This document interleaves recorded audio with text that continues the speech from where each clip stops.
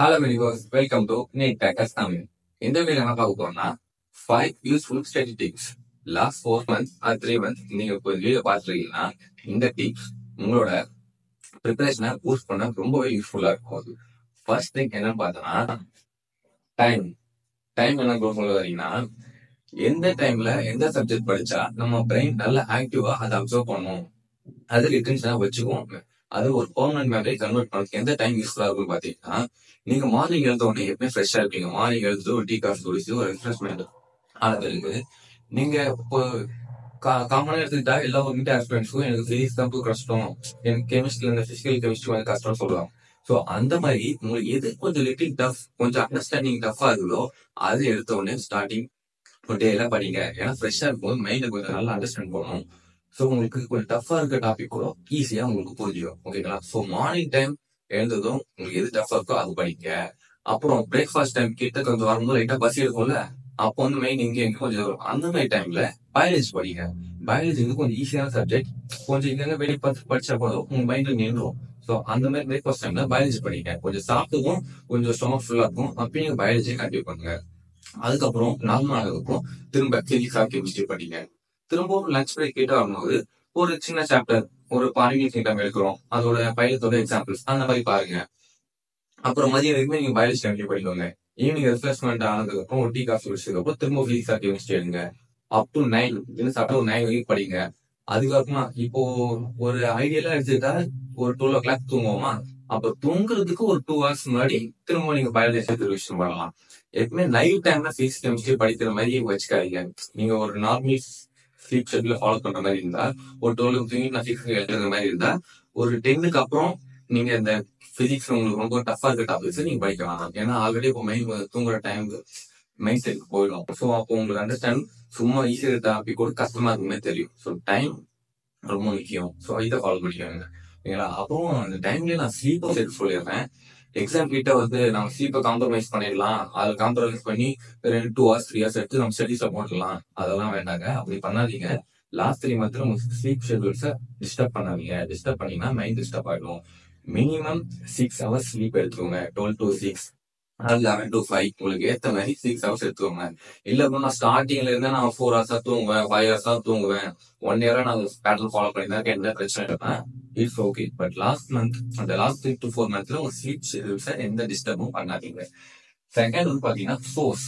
என்ன ப்ரோ சோர்ஸ்ன்னு கேட்டீங்கன்னா, இப்ப நீங்க ஒரு எக்ஸாம்பிள் சொல்றீங்க, நீங்க ஒரு இன்ஸ்டியூட் படிச்சிருக்கீங்க, ஸ்டார்டிங்ல இருந்து மெட்டீரியல் ஃபாலோ பண்றீங்க. இப்ப லாஸ்ட் 4 monthsல நீங்க புதுசா உங்க ஃப்ரெண்ட் சொல்றாங்க, இந்த மெட்டீரியல் பண்ணா சூப்பரா இருக்கு, இது படிச்சா போதும் எல்லாமே சொல்லிட்டான்னு சொல்லிட்டு கடைசி 4 monthsல புதுசா ஒரு மெட்டீரியல வாங்கி படிக்காதீங்க, அதுவும் ஃபாலோ பண்ணாதீங்க. ஏன் அப்படி சொல்றேன்னா, நீங்க மெட்டீரியல் ஃபாலோ பண்ணிருப்பீங்க, அது எல்லாம் உங்க பழைய மெட்டீரியல் எல்லாமே பிரெயின்ல நல்லா அண்டர்ஸ்டாண்ட் ஆகி இருந்திருக்கும். இது ஈஸியா இருக்கும். இது போனீங்கன்னா அங்க போய் எக்ஸாம் ரீகலெக்ட் பண்ணும்போது ஒரே சோர்ஸ்ல இருந்தா கொஞ்சம் ஈஸியா இருக்கும் ரீகலெக்ட் பண்ணி எழுதுறதுக்கு. 2 டிஃப்ரெண்ட் சோர்ஸ் இருந்தா கொஞ்சம் அது கொலாப்ஸ் ஆகுற மாதிரி இருக்கும். நீங்க எந்த மாதிரி சோர்ஸ் யூஸ் பண்ணலாம், ஏதாவது நிமோனிக் சோர்ஸ் வருது, இதை ஃபார்மர்ஸ் மட்டும் தனியா சோர்ஸ் வருதுன்னா அந்த மாதிரி சோர்ஸ் யூஸ் பண்ணிக்கோங்க.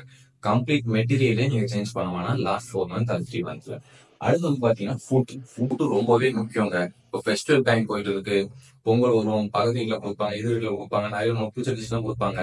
அதெல்லாம் வந்து நிறைய சாப்பிட வேண்டாம், ஒரு டேஸ்ட் கொஞ்சமா எடுத்துக்கோங்க. ஏன்னா இப்போ நிறைய ஆயில் ஐட்டம் சேர்க்கும் போது நம்ம நைட் கொஞ்சம் கண் முடிச்சு படிப்போம், அதெல்லாம் ஃபேட் டைஜஷனுக்கு கொஞ்சம் டைம் எடுக்கும். ஸோ அந்த மாதிரி மோஸ்ட் டைஜஷன் ஸ்லீப் ரெஸ்ட் எடுத்தாதான் எல்லா ஆர்கன்ஸும் நல்லா பர்ஃபெக்டா வேலை செய்யும். நீங்க ஆர்கன்ஸ்க்கும் ரெஸ்ட் கொடுக்காம நிறைய இன்டேக் எடுத்தீங்கன்னா டைஜஷன் ப்ராப்ளம்ஸ் வரும். ரெய்னி சீசன்லாம் வேற இருக்கு, அவுட் சைட் ஃபுட் நிறைய அவாய்ட் பண்ணிக்கோங்க. ஏன் சர்க்கரை நிறைய பேருக்கு ஃபீவர் டைஃபாய்ட் எல்லாம் வந்துருக்கு. ஸோ அவுட் சைட்ல போயிட்டு சாப்பிடுறத ஒரு 4 months சாப்பிடுன்னு வச்சுக்கோங்க. நீட் எக்ஸாம் முடிஞ்சிடும், போங்க போயிட்டு உங்களுக்கு என்ன புரியுதோ நல்லா சாப்பிடுங்க. இப்போ உன்ட்ட என்ன இருக்கோ அத பூரா ரெவண்ட் செட்டா கொண்டாந்து அடுக்கு போ. சரிண்ணே. எக்ஸாம் டைம் வரைக்கும் உங்க ஹெல்த்தை முக்கியமா நல்லா பாத்துக்கோங்க. ஏன்னா எக்ஸாம் டைம் கிட்ட வர வர ஒவ்வொரு டேவும் முக்கியம். இல்னஸ் ஆயிட்டு ஹாஸ்பிட்டல் போய் ரெஸ்ட் எதுவுமே வந்தா அந்த டே வந்து நம்ம வேஸ்ட் ரொம்ப ரிக்ரெட் பண்ணுவோம் ஃபியூச்சர்ல. ஸோ ஃபுட் ரொம்ப முக்கியம். ஹெல்த்தியா எடுத்துக்கோங்க. கிரீன் வெஜிடபிள்ஸ், கிரீனிஸ் ஃபுட்ல சேர்த்துக்கோங்க. ஏன்னா ஃபைபர்ஸ் ரிச்சா இருந்தா டைஜஷனுக்கு ஈஸியா இருக்கும் வேலை. அந்த ஃபைபர் ரிச் சோர்ஸஸ் எடுத்துக்கோங்க. ஆயிலி ஃபுட்ஸை அவாய்ட் பண்ணிக்கோங்க. நான்வெஜ் தான் சாப்பிட்றவங்களா இருந்தா மார்னிங் டைம்ல எடுத்துக்கோங்க, கொஞ்சமா எடுத்துக்கோங்க, நிறைய ஹெவியா எடுத்துக்க வேண்டாம். எக்ஸாம் வரைக்கும் தான், அதுக்கப்புறம் அவன் எடுத்துக்காட்டுங்க. அப்புறம் ஃபுட்டுக்கு அப்புறம் பாத்தீங்கன்னா என்விரான்மெண்ட்ல மொத்தம் 3 திங் இருக்கு. உங்களுக்கு பர்சனல், உங்க family and friends.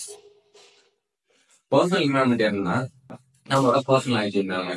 Exam time இருக்கு, 3 நாளைக்கு ஒரு நான் குளிச்சா போதும், அந்த டைம் நான் சேவிங் பண்றேன் அப்படிலாம் குளிச்சு வந்தா ஃப்ரெஷ்ஷா இருக்கும், மைண்ட் ஃப்ரெஷ் ஆகும். ஸோ உங்களுக்கு டேல ஒன்ஸ் உங்களுக்கு எப்போ உங்களுக்கு கொஞ்சம் போரிங்கா இருக்கு, கொஞ்சம் ரெதர்ஜிக்கா இருந்தா போய் ஒரு பாத் எடுத்து வந்துருங்க.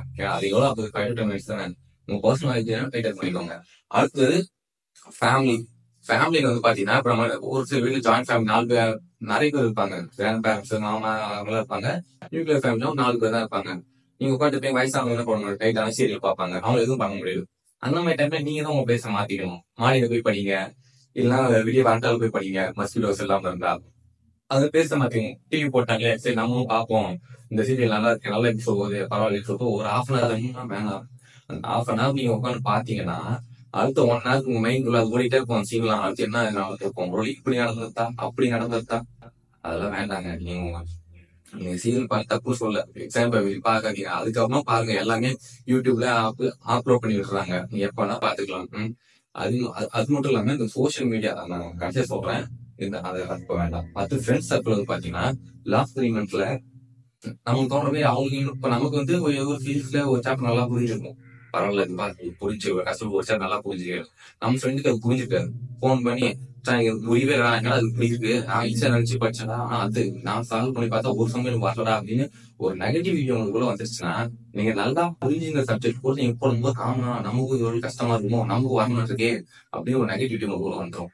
ஸோ எக்ஸாம் டைம் கிட்ட வர உங்க ஃப்ரெண்ட்ஸ் கிட்ட டிஸ்கஷன் பண்ணாதீங்க. எதை பத்தி டிஸ்கஸ் பண்ணாங்கன்னா, உங்களுக்கு எந்த சப்ஜெக்ட் டஃபா இருக்கு, எனக்கு வர மாட்டேங்குது நெகட்டிவா டிஸ்கஸ் பண்ணாதீங்க. நீங்க நெகட்டிவா டிஸ்கஸ் பண்ணீங்கன்னா அவங்களோட சில நெகட்டிவ் பாயிண்ட்ஸ் சொன்னாங்கன்னா உங்களுக்கு இது இன்னுமே நெகட்டிவிட்டியை இன்க்ரீஸ் பண்ணி விட்டுரும். ஓகேங்களா? லாஸ்ட் டைம்ல ஒன்னு டிஸ்கஸ் பண்றதுக்காதீங்க, என்ன பண்ண தெரியல, எனக்கு அவ்வளவுதான் முடிஞ்சிச்சு அப்படிலாம் இதுவும் பண்ணாங்க. பாசிட்டிவிட்டியா இருக்கும், பாசிட்டிவிட்டி இன்க்ரீஸ் பண்ணுங்க. அதுக்கப்புறம் மொபைல் பெரிய ஃபேக்டர். ஒரு நீட் ஆஸ்பிரண்டா எந்த ஒரு எக்ஸாம் ப்ரிப்பேர் பண்றது வந்து மொபைல் அண்ட் சோசியல் மீடியா பெரிய ஒரு ஃபேக்டர்.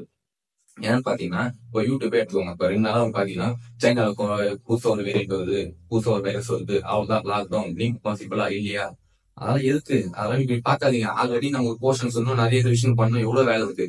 அந்த சமயத்துல போய் உட்காந்து அந்த வீடியோ எல்லாம் பாத்துக்கிட்டீங்கன்னா டைம் வேஸ்ட். ஸோ என்ன சொல்றேன்னா, உங்க பேரண்ட்ஸ் வீட்ல இருப்பாங்கல்ல, ஆண்ட்ராய்ட் போன்ஸ் அப்பெல்லாம் நிறைய பேர் எல்லாருக்கும் யூஸ் பண்ண தெரியும். ஸோ அந்த மாதிரி பேரண்ட்ஸ் இருக்கும்போது கொடுத்துட்டு, அம்மா இல்ல அப்பா இன்னும் தங்கச்சி யாரெல்லாம் இருக்கட்டும், நீங்க வந்து நீட் அப்டேட்ஸ் எல்லாம் பார்த்து சொல்லுங்க, அப்பப்போ அப்டேட் பண்ணிட்டு யூஸ்ஃபுல் அப்டேட் தான் சொல்லிட்டு நீங்க பாக்காதீங்க. அவங்க கிட்ட அந்த வேலையை கொடுத்துருங்க. நீங்க வந்து போன்ல எல்லா போன்லயும் இப்ப இருக்கும் ஸ்டடி மோடு, இல்லைன்னா கான்சென்ட்ரேஷன் மோட் ஏதோ மோடு இருக்கும். அதை ஆன் பண்ணி விட்டுட்டு நீங்க வந்து படிங்க. யூடியூப் ஆன் பண்ணிக்கோங்க, டெலிகிராம்ல டிஸ்கஸ் பண்ணணும் டவுட் டெலிகிராம் வச்சுக்கோங்க, வாட்ஸ்அப் வச்சுக்கோங்க, இன்ஸ்டாகிராம் டிசேபிள் பண்ணிடு. அதை ஆன் பண்ணி வச்சு படிங்க. ஒரு 4 months தான், 4 months மட்டும் கொஞ்சம் செல்ஃப் கண்ட்ரோலா இருங்க. அதுக்கப்புறமா நீங்க ஜாலியா இருங்க, என்ன வேணா பாத்துக்கோங்க, எல்லாமே இருக்கும். அப்போ போன் யூஸ் பண்ணிட்டோம், அது வரைக்கும் வேணாம். இப்போ ரீசெண்டா நல்லா பெரிய பெரிய யூடியூப் சேனல் கூட எக்ஸாக்டா கிட்ட தெரியும். இப்போ உட்காந்து நீட் அப்ளிகேஷன் ரிலீஸ் அப்படின்னு சொல்லி கீழே கொஸ்டின் மார்க் போடுவாங்க. நானே நோட்டிபிகேஷன் ரிலீஸ் ஆயிடுச்சு அப்படின்னு சொல்லி போய் பாக்குறேன், உள்ள பண்ணா எக்ஸ்பர்ட் டேட்ஸ் போடணுப்பாங்க, வியூஸ்க்காக எல்லாம் பண்ணது செய்வாங்க. ஆனா அதுல உட்காந்து நீங்க பாத்துருக்காங்க, உங்க ஃபேமிலி கிட்ட கொடுத்துருக்கேன், அப்டேட் பண்ணி நீங்க சொல்லுங்கன்னு சொல்லிட்டு. ஓகேங்களா? ஜஸ்ட் அப்ளிகேஷன் டைம்ல மட்டும் நீங்க எல்லாம் கரெக்டா பண்ணிக்கலாம். அப்போ போய் நீங்க பார்த்தா போதும். அது வரைக்கும் நீங்க அதெல்லாம் பாத்துருக்காதீங்க.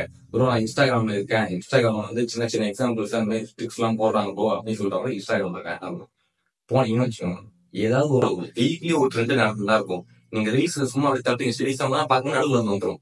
வந்துச்சுன்னா அவ்வளவுதான், நல்லா இருக்கு ஏதாவது பார்ப்போம். அப்படி ரெக்கமெண்டேஷன் அதே காமிக்க ஆரம்பிச்சோம். 5 நிமிஷம் யூஸ் பண்ணலாம் உள்ள போய் 6 மணி நேரம் உள்ள மாட்டிட்டீங்க. அப்புறம் 50% டேட்டா காலி தெரியும், அப்படி உள்ள இருக்குமா சொல்லு. ஸோ இன்ஸ்டாகிராம் பார்க்கலாம் வேண்டாம். ஸ்டடி பர்பஸ்க்கு யூடியூப் வச்சுக்கோங்க, ரெஃபரன்ஸ்க்கு டவுட்ஸ் ஏதாவது டெலிகிராம் தான் ஓகே, ஸ்டடி குரூப் இருந்தா வாட்ஸ்அப் வச்சுக்கோங்க. இன்ஸ்டாகிராம டிசேபிள் பண்றேன். நான் என்னோட நீட் ப்ரிப்பரேஷன் 1 வருஷம் நான் ஸ்மார்ட் போனே யூஸ் பண்ணலங்க. போனா நம்ம இன்ஸ்டியூட்ல ஸ்மார்ட் போன் அலோடு தான், மொபைல வீக் கொடுப்பாங்கல்ல வீட்டுல பேசிட்டு, ஆனா நான் பட்டன் போன் தான் எடுத்துட்டு போனேன்.